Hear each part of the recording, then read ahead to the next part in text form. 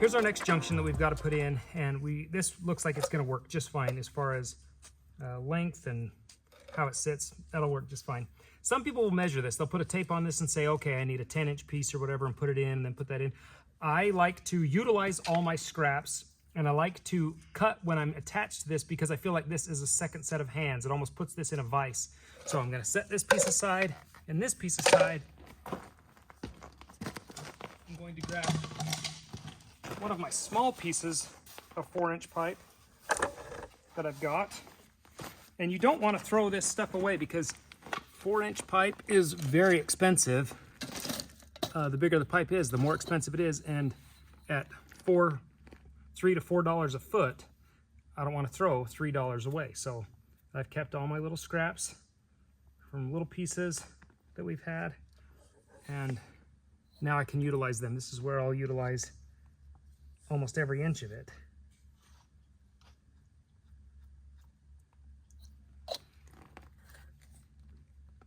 Same process. Primer, glue,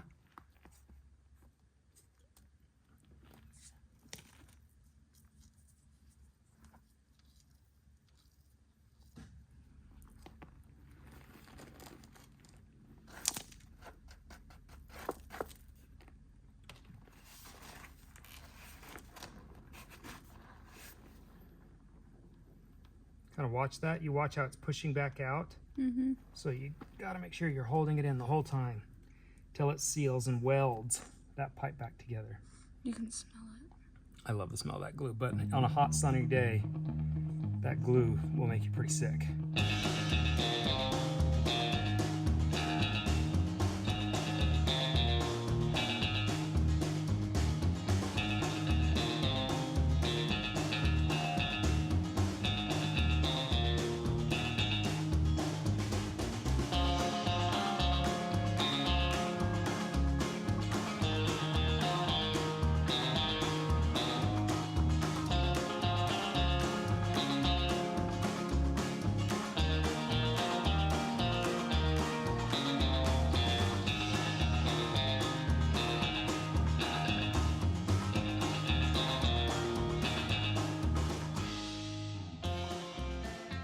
Before we do this next stretch, I want to show you something. This is 4-inch pipe, and so is that 4-inch pipe. They're both schedule 40. 40 is the thickness of the wall. But if you notice, this one has a bell housing on it, which can help identify a different type of pipe than this one.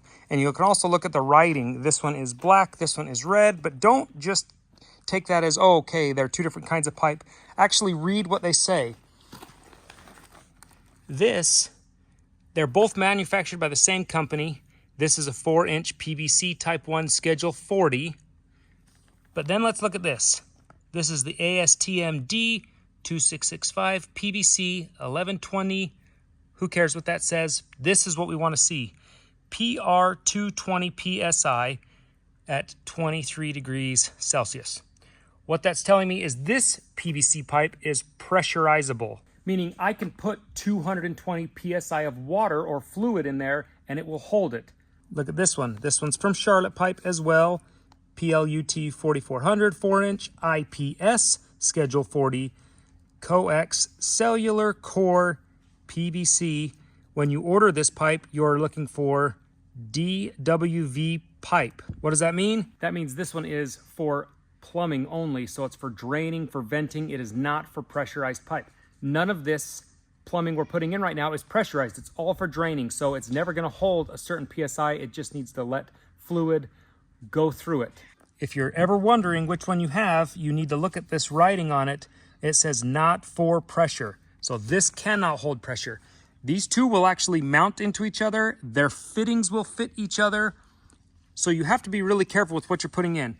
This is way more expensive, but I have a stick of it extra from other projects, so I'm just gonna use it. But when I bought a few new sticks, I bought the cellular core DWV pipe. Now, if you're ever trying to wonder which one is which and you don't see any of the writing, you can look on the inside and you'll see a small little layer that tells you it's cellular core. Oh, that's so much heavier. This piece of PVC does not have that. And it is way heavier, but like I say, they both will fit into each other, so that's where you have to be really careful. Just because they fit doesn't mean they're the right pipe.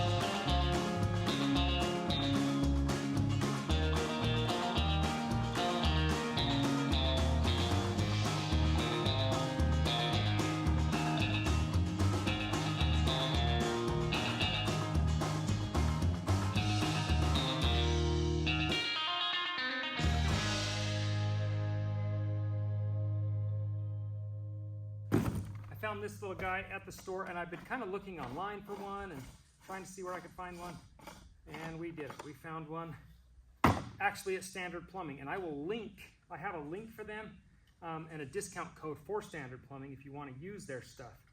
So I will put that down in the description. But this is a really cool drain because this is going to be our RV flush. But I don't want it to be exposed or kind of ugly when it's not in use. I want it to look as smooth and trim finished as possible. So I found this really special kind of drain. A few different companies make them, but this is the one I found at Standard Plumbing. They can carry other brands. This is the one they had on hand. But if you look at this guy, it has this super nice, clean look. Just a couple of screws, and then you're into the inside of the drain. But this itself is not the drain. This is just the cover for the drain. This is the drain. This will attach to our PVC piece, and we have special glue for that. It has to be a combination glue because we're going ABS to PVC. That's okay though. You just have to have the right glue. But then we have this piece right here, which is the threaded drain itself. The other piece is just a cover, and then you can set it, and it screws into this piece, which screws into the other piece, so you can kind of adjust the level to your concrete if you need to. We're going to set it level to the concrete, and that way this piece will be accessible,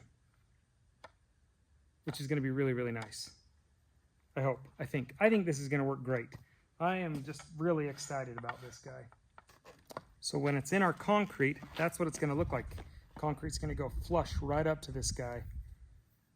And so that'll just look so smooth and clean. That is almost Disney kind of clean looking. That's going to be really cool looking. And it'll hide our drain. And we want that drain to be sealed on the inside because I don't want to smell any sewer gases, but I also want it to look really smooth and be able to drive across it if there's any problems. That can handle so much weight. Not like ton, but if the RV trailer goes across it, it's not going to have any problem. It's going to be plenty strong. Since we know So this guy can sit and fluctuate at least 1.5 to 2 inches of pipe. I can always bring it up if we're below grade. So we just need to know where. This will sit actually inside of there. So now we just need to know where to get it to, because wow.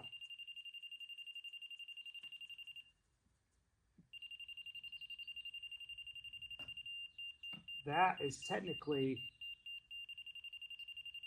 as high as we want that top to be, which means we actually have to cut this guy down to be flush inside of that fitting. That's wild. I would have never guessed that. But the laser doesn't lie. So we're going to cut it flush right here, and then we'll set it down, and then we can bring this up or down when we start getting ready for cement.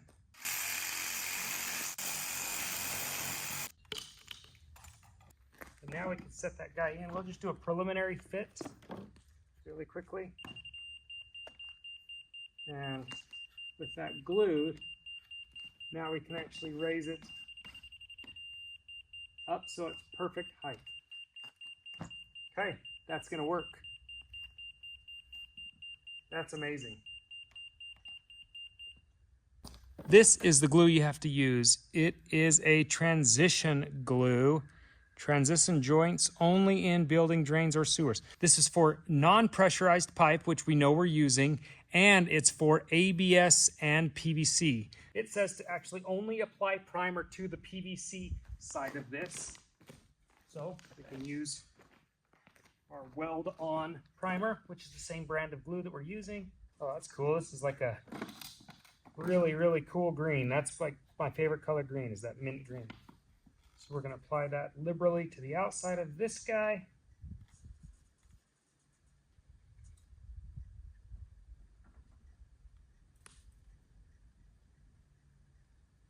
You can feel that already starting to weld or melt.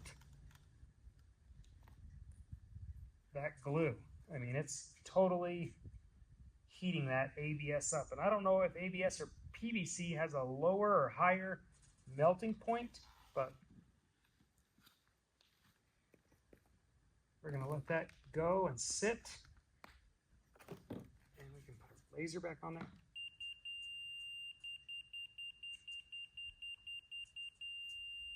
I mean, that's pretty sweet. Dead level with the laser. We know this plumbing is done correct. Super cool. You guys, that's how we're installing the rough-in plumbing for this shop. We are going to start laying the insulation out tomorrow. So we're just going to backfill this and be ready for it. But the plumbing is in and we're good to go for this project. If you like today's video, give it a thumbs up. If you're new to the channel, subscribe. And if you have comments or questions or tips or tricks that you have learned in doing your own plumbing, leave them down in the comments. I love to hear them. I love to see what you guys have to say. Thanks for watching. See you next time.